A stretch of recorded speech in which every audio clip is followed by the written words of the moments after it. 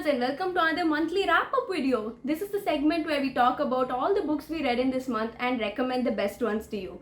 So to be honest, in the month of December, I read around 12 books. It's been the best reading month so far for me. I read close to 12 books, but this time I'm going to be talking only about the best ones which I wish to recommend to you. And I don't know how is this coincidental or what, but all the 5 books I picked are Indian authors. Usually I read a lot of foreign authors, but for some reason this month I didn't like any of the foreign authors I read. I tried to get into the Christmas spirit and I read a few Christmassy books by foreign authors, and since most of them were romance, I didn't really enjoy them. But anyways, let's just begin with the first one, which is A Burning by Megha Majumdar. This talks about a perky girl who is just sending a tweet while she's on the way home on a train, and for some reason that tweet blows up and people brand her as a terrorist, and it's all about how she goes all the way to jail and how these journalists outside are trying to get her version of the story, and using her version of the events they are trying to pull her out.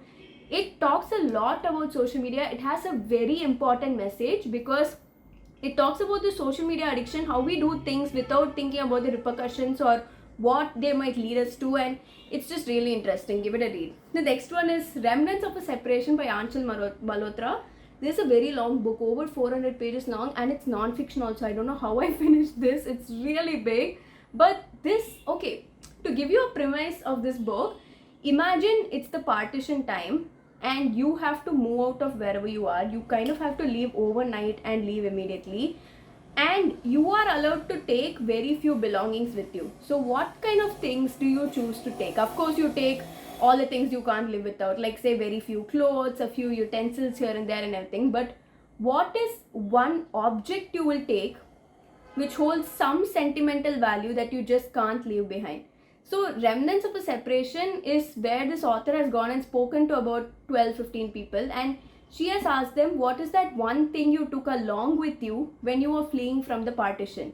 Like for example, this lady on this cover took this jewelry along with her, and she mentions what sentimental value it holds, and using that object they are trying to remember all the scenes that happened at that time. And it's such a good book. I never thought such a concept is possible, where you're reminiscing and remembering various different memories of the partition through objects that you decide to salvage. And definitely pick this one up. It was a really stunning book. Next is In the Corridors of the Coaching Capital by Nikhilesh Mathur.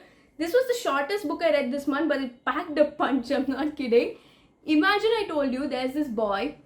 He's a math prodigy and his father sends him to Kota, the coaching capital, to become an IIT engineer. He doesn't like it. He likes only maths. He's not interested in physics, chemistry or any other concepts. But he teaches a lot of the students over there as well. And he is powered by love because he has a girlfriend, like the village belle called Manjari. And her father tells her, I'll marry you only to an IIT engineer. So he has to study extra hard and make it. And this sounds like a typical book. But the difference here is he has supernatural abilities, and every time he touches this Hanuman's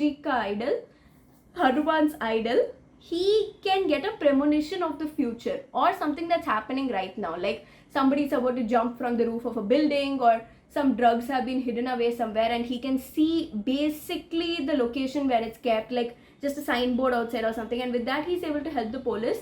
It's a really interesting story. The reason I really liked it is because it's not relatable for me as a person, because back in college I was allowed to study whatever I wanted to, but a lot of my friends have ranted about it to me, and after reading this book I was able to relate their stories with this and this story with theirs, so it made me more empathetic to them as well. So I highly recommend this if you want to know the power of love, because that's the foundation of this story. It's really amazing, guys, and the whole divine intervention part of it and how he solves the case at the end using this ability is really beautiful. The next one was The Far Field by Madhuri Vijay. One main reason I love this book is because I have always wanted to know about Kashmir and all the politics and stuff that happens there. But I didn't want to read a non-fiction version of it. I wanted to read a fictionalized version of it, but still get a lot of the brutal and hard-hitting details.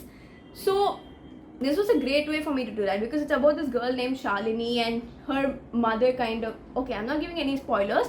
Something happens to Shalini's mother and she wants to find out the truth. So she finds out a man who is in Kashmir and he has all the secrets. So he begins to track him down and she goes there and she's kind of taken in by their family.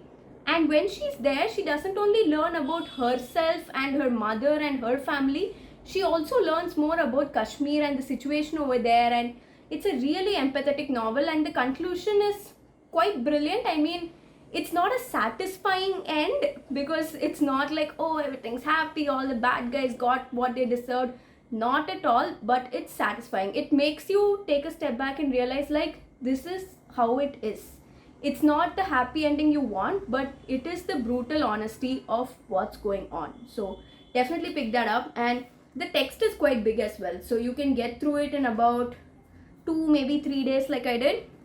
Finally, I read The Chosen Spirits by Samit Basu. I wanted to read something related to science fiction, something dystopian set in the future, giving us kind of a premonition like this could be how things are in the future, you never know and everything. And this was a great way to do that because she had decided that night that she wouldn't leave, that she would stay in India, in Delhi, and belong as hard as she could. So to not give you any spoilers, this is a great way to say that, and I'll just give you a small hint.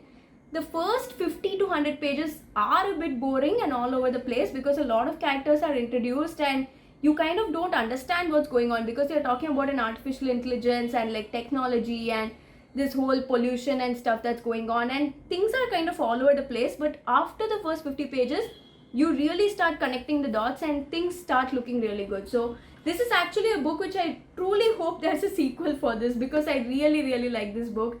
If you guys know if there's a sequel for this, please let me know. I'll definitely pick it up. So this is also a really good book, and that sums up all the various books I read in this month which I recommend to you. Like, I also read a few Christmas books like The Polar Express.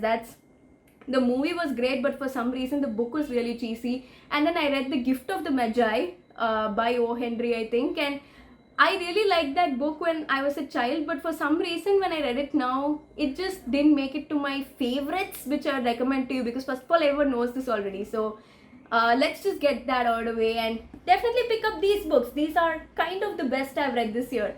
So I hope you enjoyed that wrap-up video and definitely stay tuned for more. Let us know in the comments what are some books you read this month, what you plan to read the next year, what are some of your favorite books of this year. So many topics to talk about because we are in such a strategic time right now. So definitely drop those in the comments below and Happy New Year. See you next year. Thanks for watching.